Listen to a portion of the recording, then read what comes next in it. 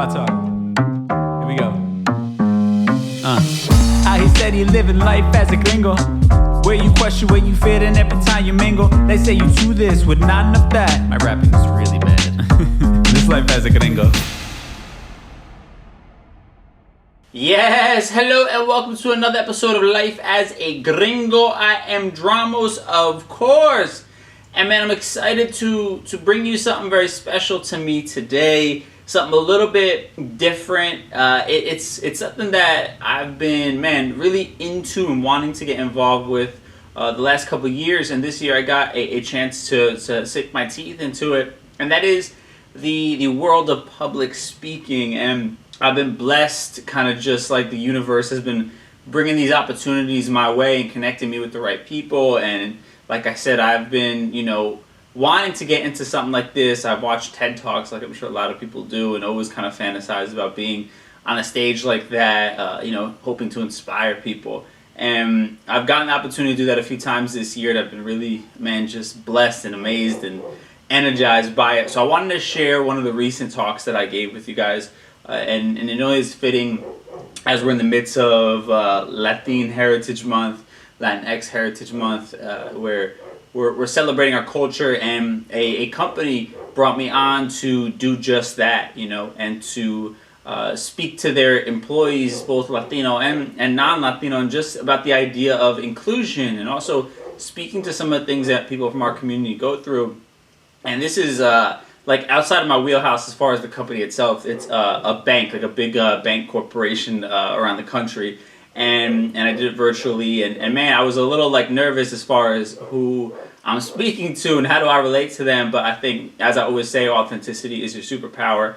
And I spent a lot of time honing in on this talk, and I feel really proud of the way that it came out.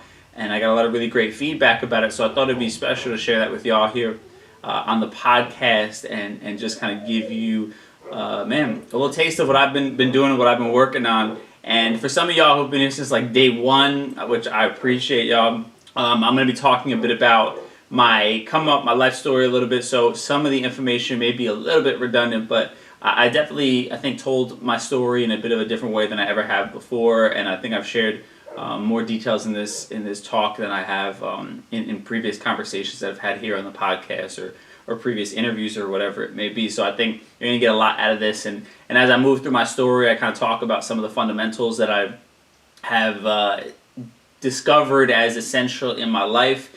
And also, what people of color, specifically Latinos, but this can be applied to many different ethnic groups, what we face out there in a world that lacks a lot of diversity, in a country, in a workplace, that lacks diversity, doesn't seem to be super open to it, at least historically hasn't been, right? So I'll speak to a lot of those things, and man, I'm gonna just kind of let you get into it and not over talk here, but man, I'm excited to share this with y'all, and hopefully it inspires some of you out there to go after what you want, speak it into existence, because that's exactly what's been happening with these speaking engagements, and it's been such a blessing. So without further ado, here is the recent speaking engagement that I gave in regards to Latin Heritage Month, and also just inspiring people with the story of overcoming adversity and all that we go through. Hey, thank you, Jeanette, for that welcome. Hopefully you guys can all hear me. If somebody can confirm here in the chat that we are all good.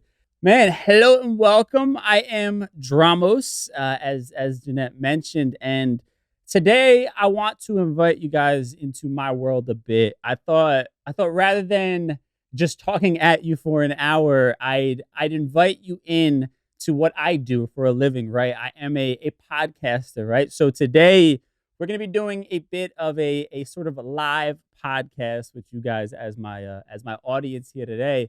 Now, with that in mind, I know today is a bit about telling you my story and overcoming adversity and chasing my passions, right?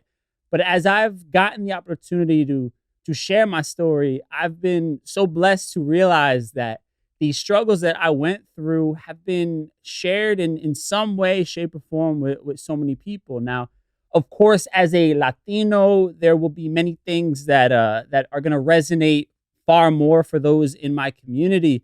But if you allow yourself to be open, I believe that the concepts that I talk about today We'll give you insight into people who may have different experiences than you, while also reminding you that we're all not so different, right? We are literally just a bunch of people living on a floating rock in the middle of space, and we're just doing our best to survive, right? So that's the main goal of today's podcast, is a bit of education and also bringing us all together, right? Now, in my podcast, I break the show up into segments, right? And I tackle that week's conversation, that week's topic from different angles, right? Via the segments. So today we're going to be doing the same thing. So we're going to touch today on various things that affect Latinos in life and in the workplace. But to start, I thought that it only made sense to introduce myself by giving you my story in a segment that we call Mi Gente. Mi gente.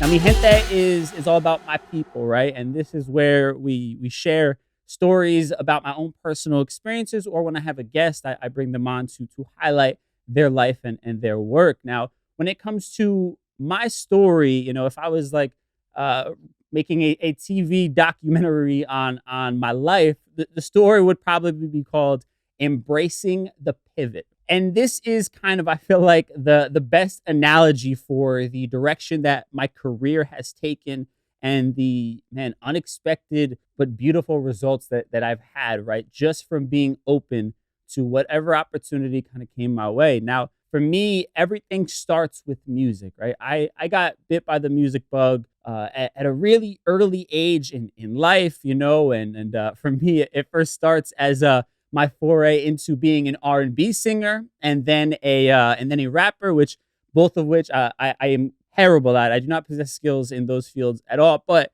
back in the day, Usher at his peak was highly influential on a young Dramos, as well as Diddy and the whole bad boy movement.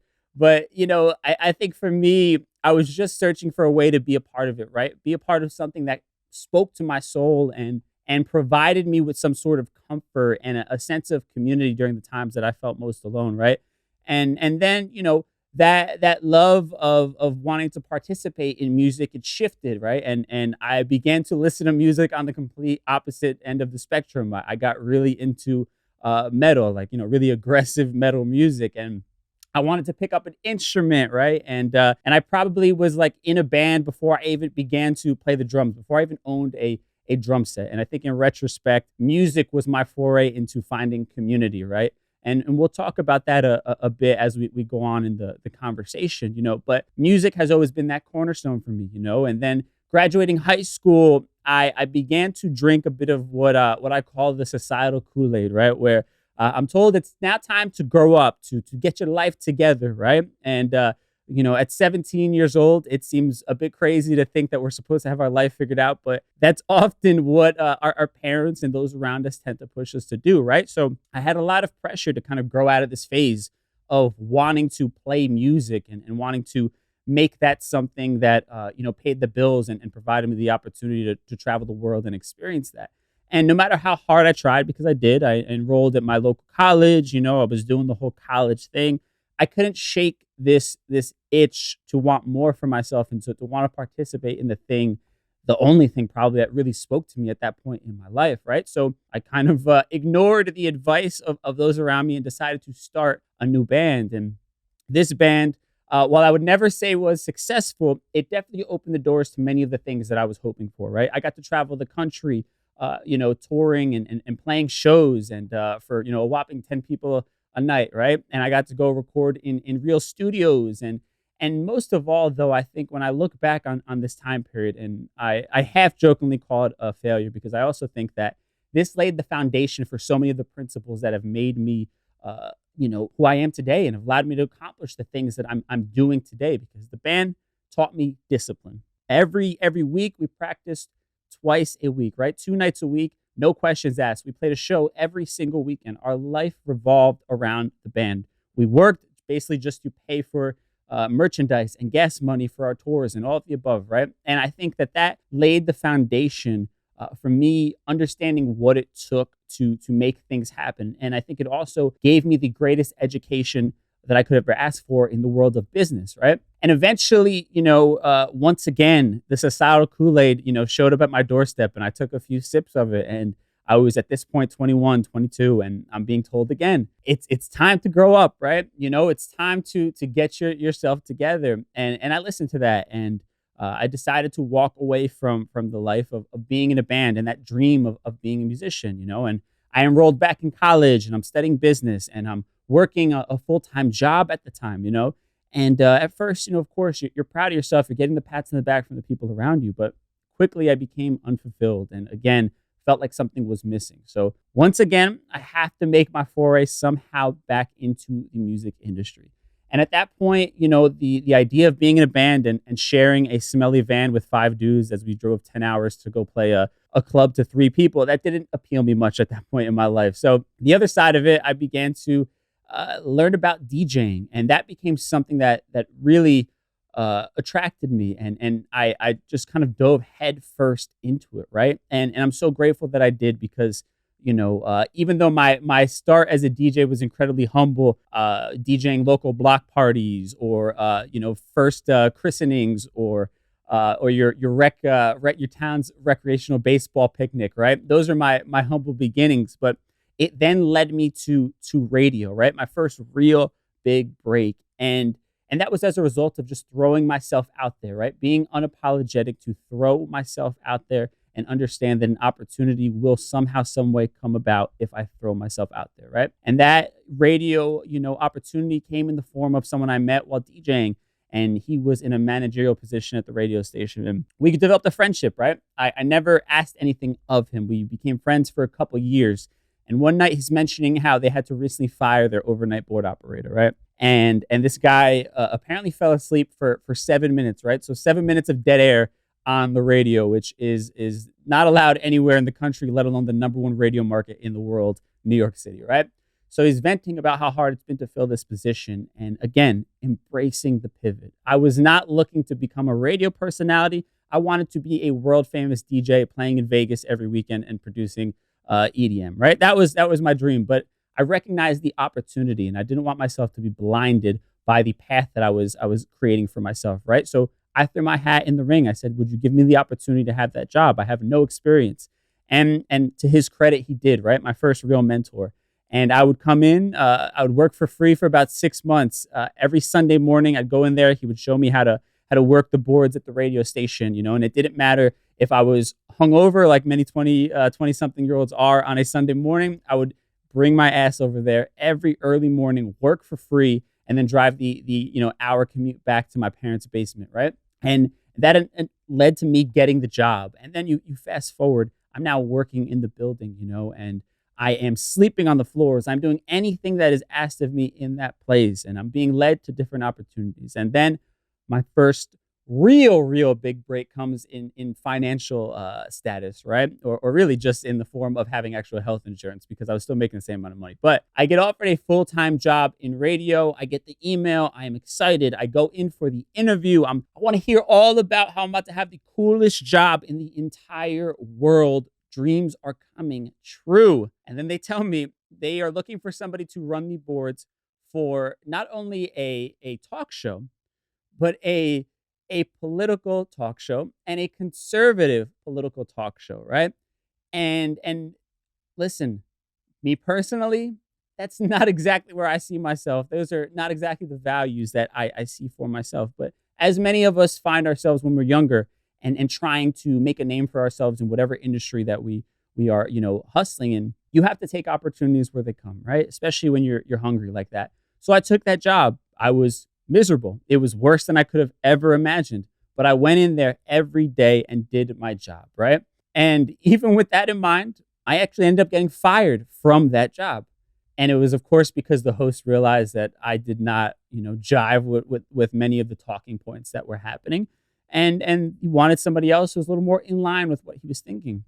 But again, I point out the fact that I was doing everything right, because a week later, I get an email that truly is the opportunity that changes one's life. The boss of the Breakfast Club, which for anybody not familiar, it's a nationally syndicated radio show hosted by Charlamagne the God, DJ Envy, and Angela Yee. So the boss of that show emails me, says she's looking for somebody reliable to run the boards and fill a position. And she had gotten my recommendation from a fellow colleague. And that colleague actually was the person who oversaw that conservative talk show that I was working for, right? Actually, the person who fired me. And I always bring that point up because you never know who's watching, right? And maybe that wasn't the opportunity for me, but because I didn't take it for granted, because I did what was asked of me, that person still felt confident enough to recommend me for something she thought I was actually a good fit at, right? And the Breakfast Club, without a doubt, is the single biggest thing that has ever happened to me prior to this podcast, right? You talk about life changing. I go and am thrusted into an entire new world that opens the doors to so many things that I'd hoped for, right? Or at least I thought, and we'll get into that. And then you fast forward to now, right? I get to host a podcast where I talk about things that are important to me. I get to speak to my community, right? I get to have a voice in this crazy world, and I get to provide a support system and representation for those who have been underrepresented for far too long. And we'll dive into that a little later on in the talk, right? But I want to kind of put a cap on this idea of embracing the pivot, because I could have never predicted, nor was it ever a goal of mine to become a full-time podcaster or media personality for that point. But I always embraced the opportunities. I didn't keep the blinders on. I always allowed myself to look left and right and understand that just because I had chosen a goal, it doesn't mean there may not be something else out there that would be far better for me, right? And that's something that I want to always be reiterating, be it for anybody listening or something that you can give a piece of advice to your kids or whomever it may be. You know, don't get too caught up on a particular goal that you end up being blind to the opportunities that are right in front of you, right? And again, I didn't have it all figured out. I just knew that as long as I kept putting in the work, the odds would be in my favor. I made it a point to honor my future self, right? And that means making decisions now that my future self will be proud of, right? Thinking about who I want to be in the future and making decisions accordingly, right? Not chasing the easy buck, but playing the long game, you know, silencing my ego, which is never easy. And that's something I had to learn to do when I left the Breakfast Club and give up the celebrity lifestyle that comes along with it, right? You know, all the things that I put into this were to honor my future self. The nights sleeping at the radio station, working 12-hour shifts at the radio station, going from building to building in New York City, those were all honoring my future self. And that brings me to kind of one of my next fundamental points, the idea that there is no right way, right? I think that's one of the biggest things that I've learned is there is no right way on your path towards success, right? Like, look at I went from playing in a metal band to working for the largest hip hop radio show ever known to man. It doesn't make sense. You can't write that, you know? But again, I think oftentimes people get so fixated on thinking that it's this step that they've laid out, followed by this step, that again, they block their blessings, right? And on the topic of life as a gringo, when we talk about the idea of being Latino, you know, there's no right way to embrace your identity, right? Or to embrace your culture. You know, that stuff is all incredibly personal. And regardless of the boxes that society or our families, our friends, or our coworkers try and put on us, there is no right way to live as your true, authentic self. And that brings me to my next point, which may possibly be the most important thing that I say today. Like, if there's one thing you're going to write down, write this down right here. Authenticity is your superpower, right? And it took me far too long to realize that, but I thank God every day that I had that awakening, because it has literally changed my life, and it is the reason I'm here speaking with you all today. Now, growing up for me, my parents, you know, they wanted me to break stereotypes, right? And they are both products of families that, you know, my dad grew up in Puerto Rico, very poor, and then moved to the Bronx. My mother, born, raised in the Bronx, ended up being a teacher in the Bronx, right? And for them, they saw the lack of opportunity that was out there for kids that look like me, right? And I think for them, they often were trying to protect me from having those same struggles, from walking in a room and being judged just because of my background or the way that I looked, right? So as much as it caused me to have a bit of an identity crisis, I understand where they were coming from, but it's something that I hear very often from many families who find themselves able to pull themselves out of, poverty or dire circumstances and get the American dream of the house in the suburbs, right? And how do you sort of not lose yourself while also not putting yourself at a disadvantage in a world that loves to put people in boxes, right?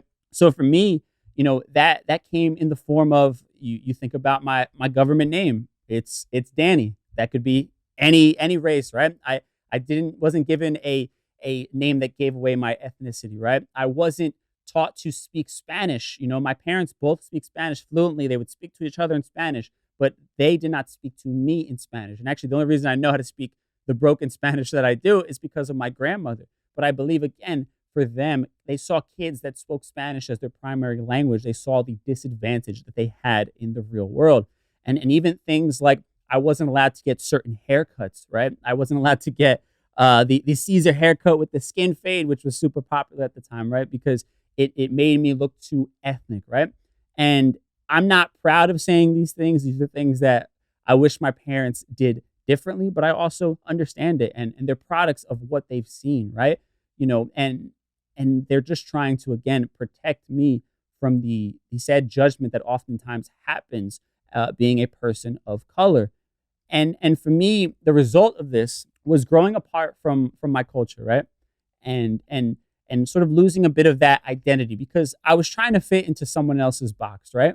And this also leads then to, members of my community, not seeing me as one of their own, right? And not accepting me with open arms. I was told that I was too white, that I didn't fit in with them, that I was trying to act white. And this created a complex for me where I kind of shunned my own people for a while, and these are all real experiences. I'm being incredibly honest and incredibly vulnerable for the point of education here of many of the struggles that some of us face with just, I guess, internal love almost, right? And that idea of identity and why it's so important from a young age. Even when I got into radio, for me, it was how do I fit in with what is already happening, right? How do I adjust the way I speak? How do I let go of certain slang that I usually would talk with so that I can fit into the box of the people that I see having success at this radio station, right? And in even those radio stations where our highest ranking manager was a woman of color,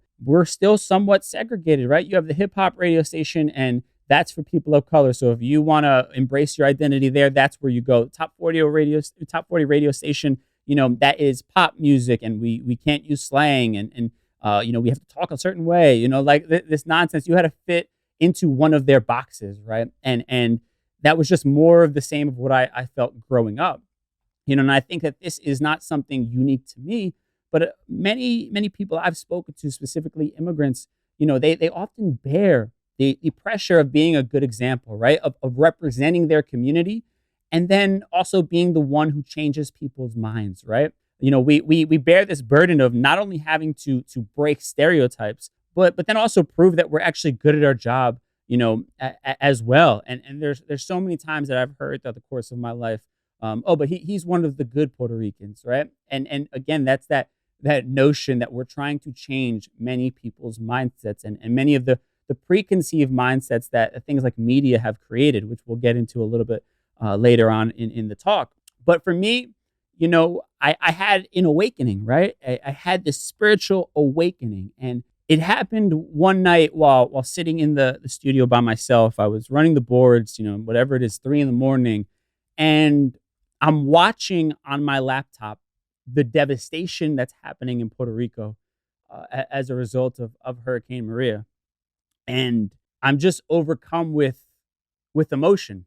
I'm seeing my people and places that I went to growing up just being devastated. Even till this day, it's hard for me to speak about that moment and the impact that it had on my life. And it was the first time I truly had to look at myself in the mirror, and I asked myself, what are you doing? What do you stand for? Who are you representing?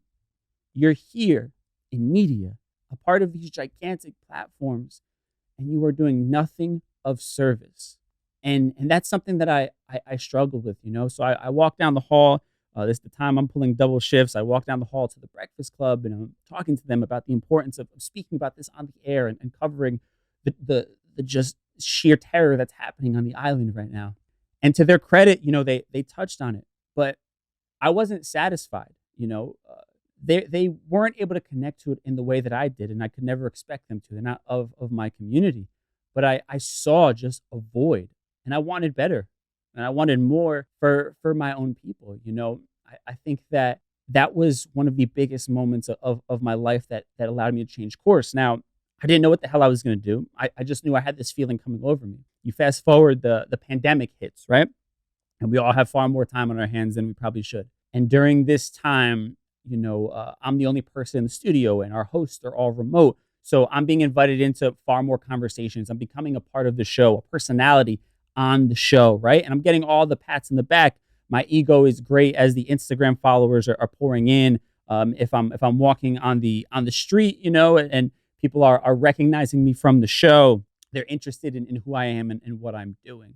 But I still felt incredibly empty and like something was missing.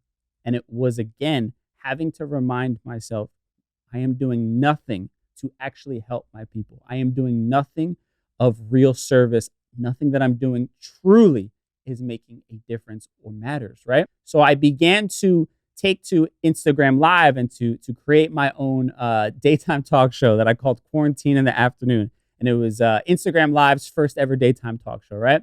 And in that, I just somehow had like this opening, and I allowed myself to be vulnerable and talk about things that I've never spoken about before. My identity crisis, mental health issues, all of the above, my culture, my people, the things that matter to me. And what I recognized was that the more vulnerable I was, the more open, the more of myself that I gave to people, the more I got in return, the more I realized I wasn't alone. And this ignited that idea in me. And you can't put Pandora back in the box once it's opened. I recognized that I needed more. I needed to make a move. I needed to do something, right? And this takes me to one of the other major cornerstones of my life, the idea of if you don't see it, create it, right? And for me, working for the Breakfast Club and seeing how they were able to touch on so many incredible issues that were affecting their community, the Black community, I began to ask, well, where are our voices, right? Where are those people who are fighting to bring to light the issues that are affecting us? And for me, I wanted to be that person. I recognized a void, and I said, I can be that person. Now, when it comes to the way things were currently set up at that radio station or the ones that we owned, there wasn't really a spot to talk about societal issues or political issues, right? The Breakfast Club is kind of an anomaly where they can bounce back and forth between music and actual real issues because they're, radio Hall of Famers. They've been on the air for over 10 years. I haven't, made that sort of cachet yet at this point in my career, right? So I knew that wasn't necessarily the route I was going to be able to take at first, but I also saw a void when it came to our music and the recognition that it wasn't getting at the time, right? So I figured this would be a great start, a great entryway. So I go and I pitch my boss at the radio station. I schedule a meeting. We go into a little virtual meeting at the time. And I talked to her about a Latin hybrid show that I want to have, right? Combining hip hop as well as with all the amazing music that was going on in the Latin world at that moment, right? Bad Bunny's happening. There's so many great things happening. And for, a kid like me who grew up in New York City loving hip hop, but also, having these Latin roots, it made sense to be able to combine them. And I saw from the internet shows that I was doing, there were a lot of people who felt the same way as me. And the difference was that people didn't grasp where I was coming from at that moment, right? It was like I was the only one able to see it as well as my followers, because I pitch it to her and she says, why wouldn't people just tune into the Latin station then? And I tried to explain to her that people like me who have god-awful Spanish, don't understand what the hell is going on those radio stations and don't necessarily resonate even when we do understand, right? We talk a certain way, as kids born here in this country. Now, of course, we have our Latin roots, but we also have the influence of the cities and the country that we're born in, right? So we kind of fit somewhere in the middle. And, she kind of politely brushed me off and said this is something we would revisit later. Of course, we never revisited it. And I wanted to point out in today's talk, and it was something I tried to make a point to at that time, The fact that the biggest music star in the world right now is a Latin artist, Bad Bunny. All of his music is in Spanish, but he's the highest streaming artist in the entire world. And both of his last two albums debuted at #1. Unheard of for an artist that just speaks in Spanish in his music. So fast forwarding a few weeks later, I've gotten this opportunity to not do what I wanted, but I'm on the air at a top 40 radio station in New York City, right? And I'm feeling the same way. I'm like, all right, it's cool. I get to be on the radio, but like I'm not doing anything that means anything. And I'm not speaking about music that touches me or the people that I care about, right? And I then schedule another meeting with my boss there. And I try to pitch like, hey, Bad Bunny's like the biggest artist in the world. Why don't we play like a couple songs? It only makes sense. And of course, I got a polite sort of brush off. I'll think about it, but nothing ever changed. And what I realized was that they were trying to target a very specific audience. And I recognized that I did not fit into those people that they were targeting, right? So I have a new fire lit under me. And this is where I really dive into that idea of if you don't see it, create it, right? I'm driving one day. I'm on my way to my parents' house to have dinner. And I had this idea come over me for a book. And it's called Life as a Gringo, right? And it's this sort of memoir and confession book of just all the experiences that I've been having living in this gray area and feeling like nobody understands me, nor do they care to try and understand me. And having seen the reaction I got on social media talking about those things, I knew that I was not the only one, right? So I have this book idea in mind. I'm writing down chapters in my notes section of my iPhone. Of course, you get excited about things sometimes, and then you sort of, sit back a little bit and lose some of that energy. And that's what happened with this book idea. I kind of went into the back of my mind. And then fast forward a few months, I hear that iHeartRadio, the company I work for, is launching a Latinx podcast network, right? So of course I get put in touch with the powers that be. I'm like, man, this is it. And I pitched them on my initial idea for a podcast. It was the Latin version of The Breakfast Club. 3 hosts. We talk about issues affecting the Latin community, Latin news, all of the above. They hear it. They shake their head. They're not into it. They're not moved. Literally asked me, what else you got? And I didn't have anything else. I thought this was going to be the one. But I winged it.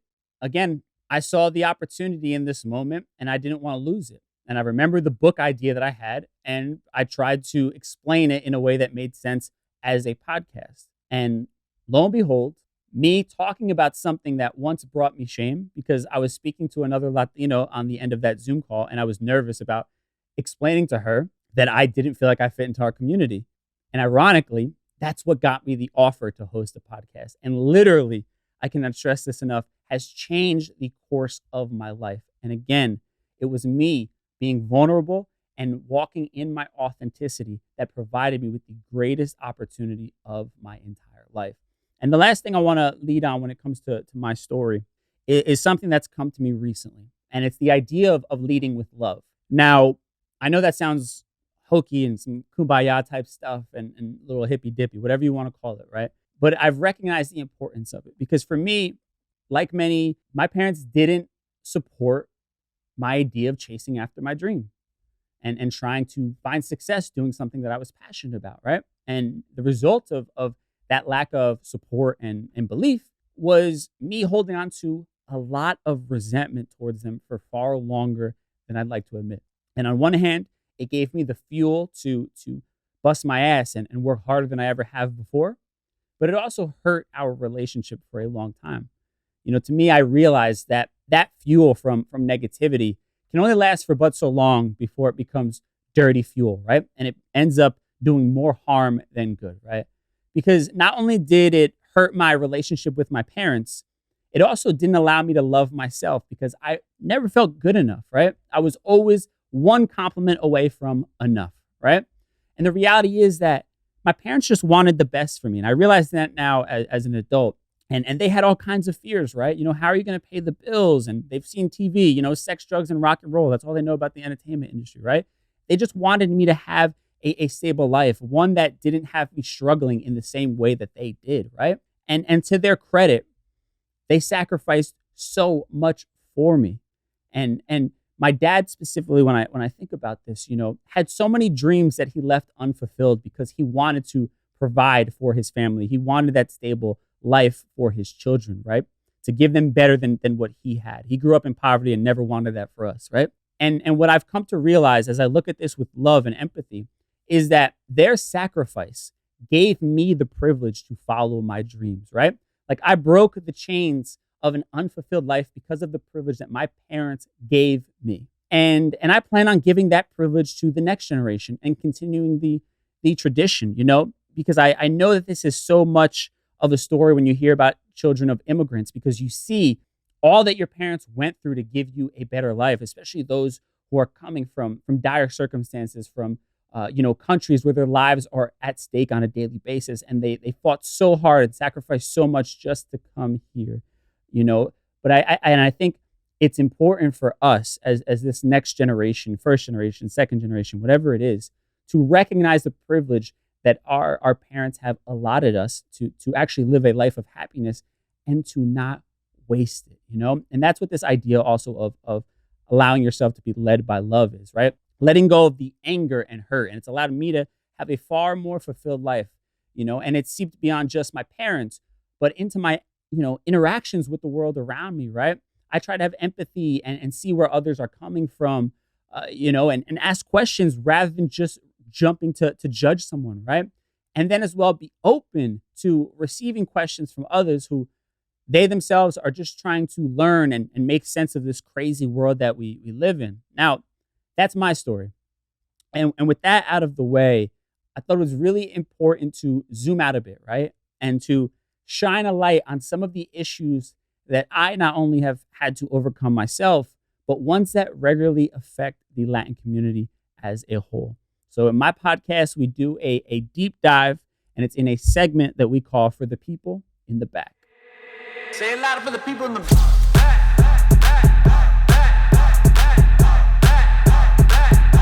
Say it louder for the people in the back. Now, I want to reference an article here. I thought this was a great launching point for this conversation. Now, this is a 2021 article from the New Yorker, and it's entitled The Exclusion of Latinos in American Media and History Books, right? And it was sort of a Q&A with Representative Joaquin Castro out of Texas, and much of it is based around his idea that Americans don't know who Latinos are, right? And I work in media, of course, so this has hit, very close to home for me. But I think it's a conversation that everyone needs to hear, and it's one that could be applied to any industry that people work in, right? Because the idea of diversity is a conversation that needs to be had everywhere, right? Now, the author of this article says, quote, compared with white Americans, Latinos earn less, face more barriers to education and healthcare, and find themselves underrepresented in higher paid areas of the workforce, as well as in popular culture. As long as our stories and voices continue to be written out of textbooks, omitted in film, TV, and print, and minimalized in the halls of power, people will continue to see Latinos as something other than inherently American. And we're talking about media in this article. We're talking about the entertainment industry, which is an allegedly progressive industry, right? But according to a report from the U.S. Government Accountability Office, Latinos made up just 8% of workers in the news and publishing industry, despite Latinos making up nearly 20% of our population in this country. And media as a whole has the lowest rate of Latinos employed of any industry in the country. Latinos make up around 3 and 4% of folks in front of the camera and behind the camera.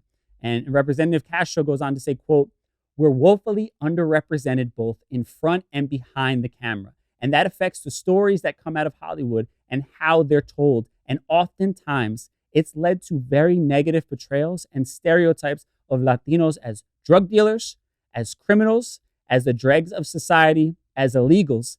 And it affects how other Americans see our community and how our children see themselves. Now, the reality is that for most people who didn't grow up in a major city, right, you don't have much experience with cultures outside of your own, and that's not any shade or shame. It's just the reality of living in small town America, right? So what you hear or see in the media impacts you. and it influences your perception of the outside world, whether you realize it or not, right? And for us as Latinos, representation in media or lack thereof makes us doubt what we're capable of, right? And it creates the unnecessary burden of a life spent fighting against stereotypes and feeling like, you have to hold parts of yourself back in order to be taken seriously or viewed as valuable enough for an opportunity. And there's numbers to back that up. In fact, according to a study published by the Center for Talent Innovation, 76% of Latinos repress parts of their persona at work. 76%. And listen, we are in a country where Latinos are statistically overrepresented in service occupations and unskilled jobs, right? So it should be no surprise why many of us feel like we have to hold a part of ourselves back if we want to find success, right? And that's just a half of it, right? Because outside of the challenges that we face from a society that doesn't seem to quite understand us or our community, behind closed doors, my generation also has to navigate through old world ideas from our own culture, right? And the generational curses and trauma that many of us have inherited from our parents or grandparents who lived the majority of their life in survival mode, right? And to kind of pause on that for a second, when you think about the incredible stories and horrifying stories of people who have struggled to make their way to this country just for a better life, it should be no surprise why there is generation after generation of trauma. When you think about what our parents or grandparents went through to give us a better life, and many of us also, we struggle with deciphering through what old cultural ideas are beneficial and which ones, we need to shed if we want to grow and evolve as human beings, right? There are so many old world ideas and oftentimes much of the Latin community is rooted in religion and conservative ideas and not necessarily just on a political sentiment, but conservative ideas around life and these sort of hyper toxic masculine ideas of a woman's place and women growing up oftentimes being told that they have to do things in order to attract a man who wants to marry them, right? And men are treated like kings of the castle and superior, right? And these are all toxic ideas, or the ideas of internalized racism within our own community, colorism that happens, right? That's what I mean when I talk about these old world ideas that our generation needs to make a point of shedding, right? And also, when you talk about the Latin community and the previous generations, many of them felt like they had to make themselves small, right? So that they didn't get noticed. So they had to, view the world through the lens of just being happy to be here, right? So they pass that down to us. And what happens? We're afraid to fight for what's right. We're afraid to stand up to people. We're afraid to ask for what we're worth, to negotiate salaries. There should be no surprise why Latin women are grossly underpaid from any other ethnic group in this country. Many of these old world ideas, the fear that has been instilled in us, again, no longer serves us, and we have to make ourselves aware of these things and fight through them, right? I mean, even the idea of mental health, right? We're taught not to talk about our feelings and to just pray it away, right? Or the idea of being creative and being an artist, things that I talked about. Art is viewed as a privilege oftentimes in our community or a waste of time, right? Like the safe career to many of our parents is what is more important than the one that actually makes you happy.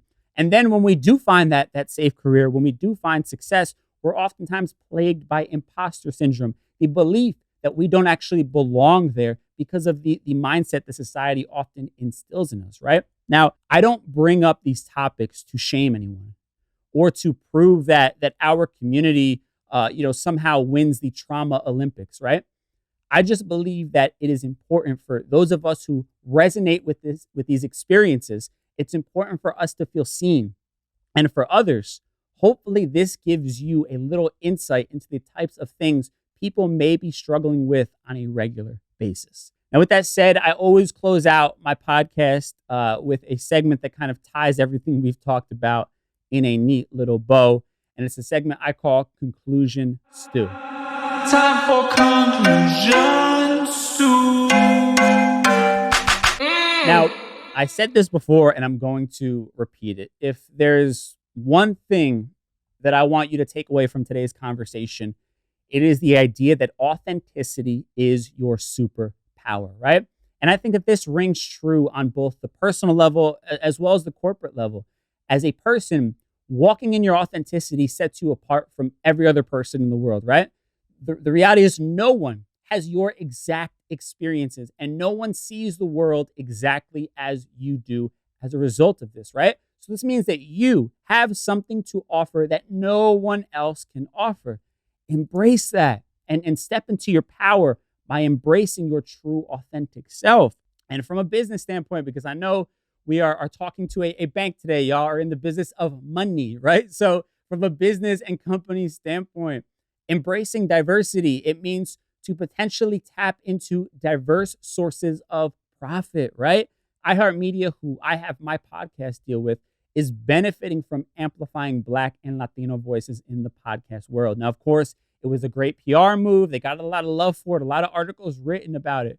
But outside of that, it has also been incredibly profitable for them, right? And outside of my world, outside of my own industry, companies like Bank of America announcing that they have special home ownership programs in place for Black and Latinos, to be able to have a track towards home ownership. That's brought them an immense amount of press. And personally, I have never banked with them before in my life, but I am strongly considering taking my business there because they are speaking directly to things that I value, right? So having a diverse staff allows you to have people who understand how to target certain demographics authentically, right? If there's one good thing about social media that we've seen, obviously there's a lot of nonsense out there, but people want to know a level of depth from you that they've never seen before, right? They want to peel back the onion a bit, right? And if you are able to genuinely have people in place who care about the experiences of these demographics that we are talking about, it will only benefit you. Again, authenticity is your superpower. And I also want to point out that while I've done my best to speak accurately on behalf of my community, the reality is the Latino community is not a monolith, right? We've seen it in things like this last election, where we voted in all types of ways and people were shocked, right? We have various cultures within our communities. And the fact is that some of the things that may affect me as a Puerto Rican, they may not have the same effect on my Mexican brothers and sisters, for example, right? We have different aspects of our cultures and our community. So I wanted to make sure that I got that out there and I mentioned it because I don't want anybody saying, well, Dramos said this. And I speak in a generalization, but also understand there are nuances to our community and our cultures within our community, right? And lastly, I just want to thank all of you for having me and for, as a company, embracing this conversation, because the reality is you don't know what you don't know, right? And I believe conversations like this one, where we can learn and celebrate one another, are a key to us all being able to come together and take a step in the right direction during these crazy ass times that we are living in. Now, with that said, I think we're going to close things out with some Q&A. I believe Jeanette is going to hop back on and help me facilitate that. Well, I think it starts by empowering those very same people, right? I think that we oftentimes, and I say we, it's the proverbial we, but companies oftentimes, think that, we can throw a diversity day out there. We're going to have a potluck or something like that where people bring in food from their country and we're all supposed to be happy about that, right? I think you have to empower people from the community that you're trying to allow to feel seen, right? That's first and foremost. That will speak volumes when they see you empowering someone.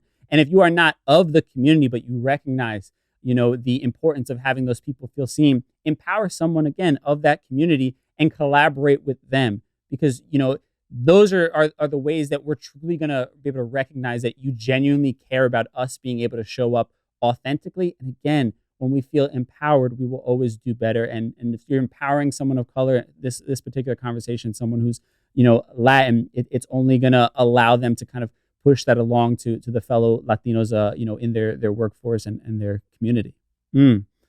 I think that you have to go into it with no expectations to a degree, right? If you understand that it's not inviting, and you understand that maybe there hasn't always been an open door policy to have these types of conversations.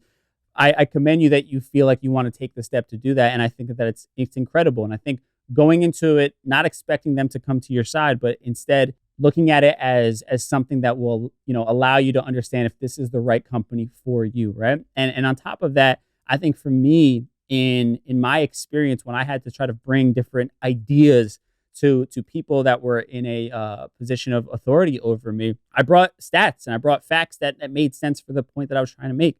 When I wanted to have Latin music played on our radio stations, I showed them the numbers that someone like Bad Bunny was doing. I gave them cold, hard facts, and that's all that I can do, right? I put it in their face. They've seen it. They know that it's real. It's not something that can be argued. And at the end of the day, if they choose not to see it, that's on them. And for me, when I realized that, I knew that it was time for me to make a move to somewhere that appealed more to my values. Well, I'll first touch on the name Gringo, or why I named the podcast that. So you're right. The sort of inherent meaning behind it is oftentimes like an Anglo-Saxon person, somebody who is white, essentially, right? And it's not a derogatory word, you know what I mean? It's all about how you use it. But for me, when I talk about that gray area, it was me also going back to Puerto Rico with my family for vacation, and that my family back there wouldn't view me as Latin enough because my Spanish was broken or I dressed differently, right? So they would actually refer to me as a gringo. They would actually create the separation of us, right? Like they were far more authentic in their eyes than me. So they actually called me a gringo. So life as a gringo is about me sort of embracing some of the most embarrassing parts of myself and understanding that that's where I get power from, and that's going to inspire others who have had similar experiences to me. So it was kind of me just saying, what is kind of one of the things that has embarrassed me for a very long time, and let me put it out there front and center and be unapologetic about it, and use that to my benefit. Now, to your question, do I think it's different for different genders?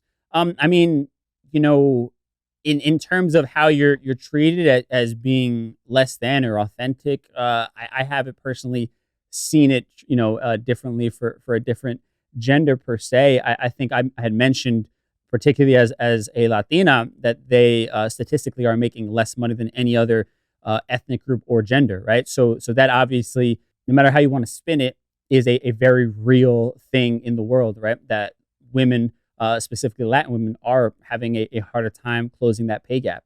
And for you, I mean, I commend you the fact that you never felt like you existed in a gray area. I think that's the point.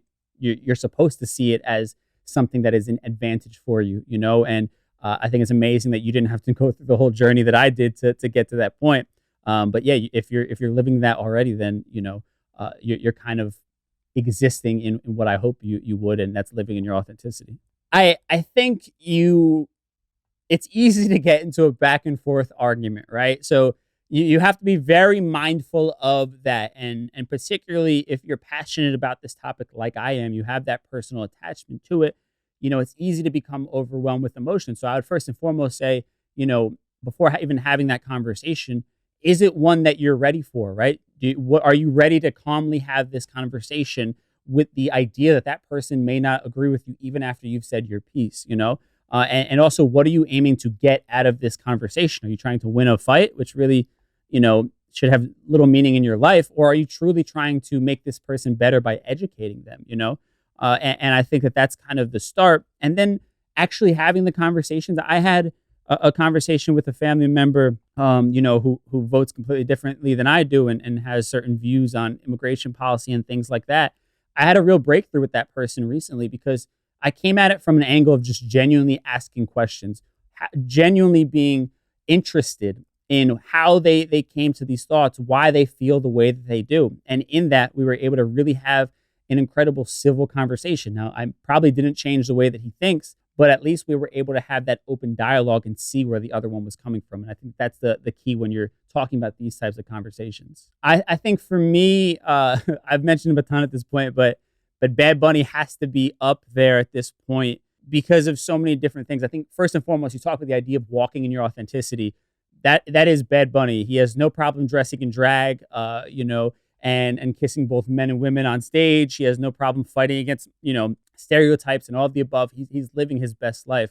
But also, he didn't change who he was in order to find success, right? Oftentimes, the narrative of previous Latin artists was that they had to make an English album. We saw this with people like Selena or Mark Anthony in order to find success in the United States. And Bad Bunny is proving that you don't have to sacrifice yourself or your culture in order to find that sort of success, because all of his music that he's made is in Spanish, and he's still the biggest artist in the entire world. He stayed true to himself, and he's reaping the benefits of it. Well, I think first and foremost, you have to, as hard as it is, block out any of those voices, right? And I say that where, like, when I was doing the Instagram lives and I was being really vulnerable, I saw names popping up from like my mom to, childhood friends to whatever.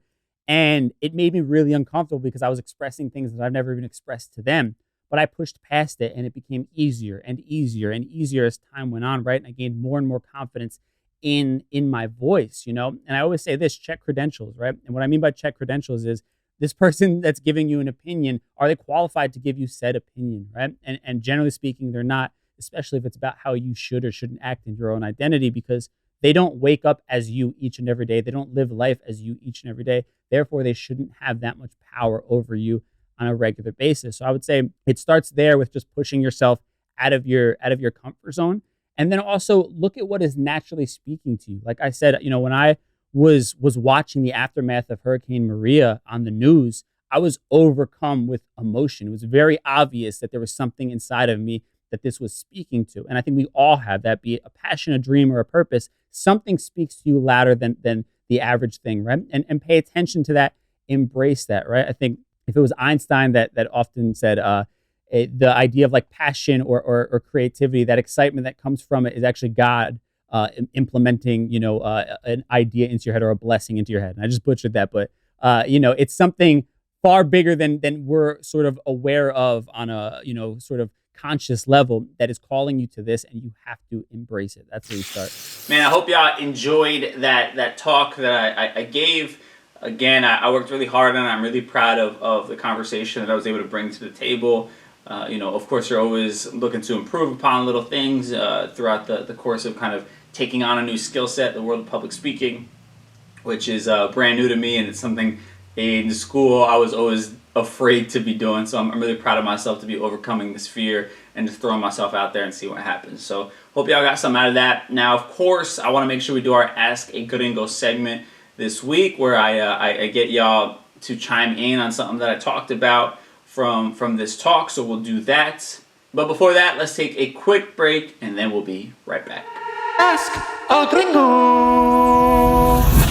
I have a question. All right, so for this week's Ask a Gringo segment, I wanted to base it off of one of the things that I was talking about in the talk that you just heard. And again, at DJ Dramos on Instagram if you want to be a part of these conversations. But for me, I found it shocking to hear, I think it was like 76% of Latinos feel like they have to hide a part of themselves at work in order to be taken seriously or to find success. So I quickly wanted to ask y'all to chime in on that and see who kind of related to that idea and that fear almost, I guess, right? So again, I'm going to read a couple over here for the sake of time, but I quickly asked, do you feel like you have to hide a part of yourself at work? Why or how? And I got a few responses on this one, man. I'm gonna try to get through a couple here. Let's see. First, we got at Jerome Graham says, yes, racism and homophobia are still real out there, even in the workplace. And man, I'm with you. I think, unfortunately, many people have their biases, and as much progression as we hope that this country has made, depending on where you live, and as much push for diversity and inclusion, there's still a lot of work to be done.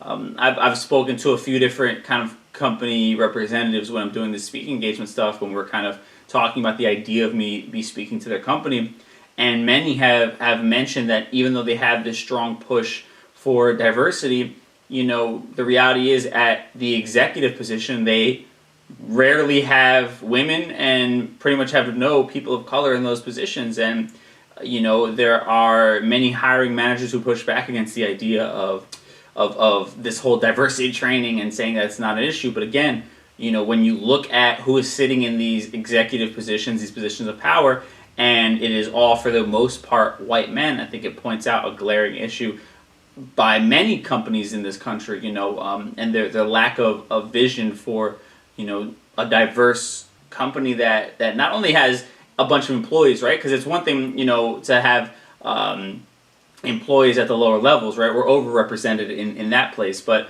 when it comes to the people who actually are in power and can affect change within a company, sadly, we are not a part of that conversation, and we need to be. And there's no excuse in 2022 for that not to be. And Jerome, to your point, unfortunately, many of these people still operate in this old school mindset where sadly racism and homophobic views influence how they operate, and that's just terrible. And my heart goes out to you, man, for kind of experiencing a bit of a double whammy, in that, and as a culture, as a society in this country, we need to do better. We need to demand better. At Jade_Durrani, the homie, she said, "Yep, that's why I quit my job." And big shout out to Jade, by the way. She's been someone I consider a day one listener when I was doing the Instagram lives during the quarantine.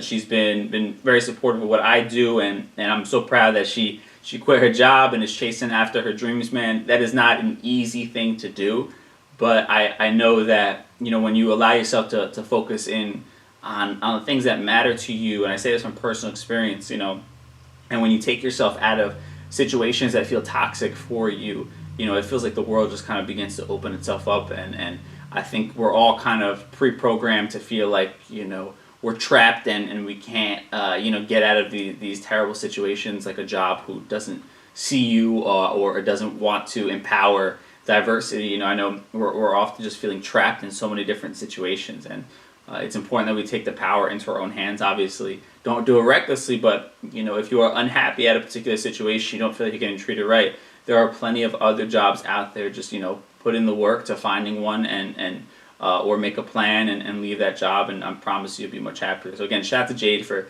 chasing dreams and all that she wants. Last one I'll read here. El Pisano _ says, "Personally, no, because I have white privilege as a white Mexican." And this is super interesting, and I appreciate you being so kind of candid and open about that. I think, yeah, to a degree, that's something that we are able to take advantage of. I think that when you hear a bit of my story, that's definitely something that personally I've been able to kind of take advantage of, sort of being this, someone who is white passing or doesn't really fall, under a category of looking like a specific race, especially pre-beard.